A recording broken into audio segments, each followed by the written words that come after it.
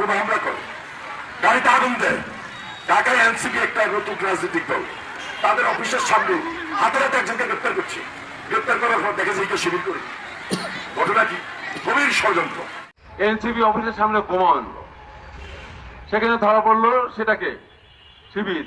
এটা সত্য না মিথ্যা?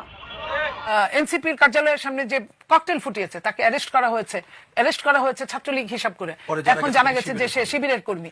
দর্শক, বিএনপির বাঘা বাঘা নেতারা, হাবিব ভাই, তারপর নীলফার আপা, তারপর এনি ভাই, কি একটা অবস্থা! হ্যাঁ, তারাও এই বট বাহিনীর সাথে যুক্ত হয়ে গেছে। বিএনপির যে বটগুলো আছে তাদের সাথে এই এই সিনিয়র নেতারা পর্যন্ত মানে জড়িত হয়ে গেছে। এটা ভাবতে পারেন? লজ্জা, এটা লজ্জা, বিএনপির জন্য লজ্জা। ভাই, আল্লাহ মগজ দিছে, মাথা দিছে, আল্লাহ ব্রেন দিছে না?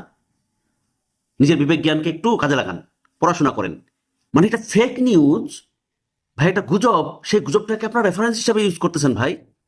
ছি ছি ছি, এটা দুঃখজনক। বিএনপির মতো একটা দলের সিনিয়র নেতারা এই গুজবকে কাজে লাগাচ্ছে।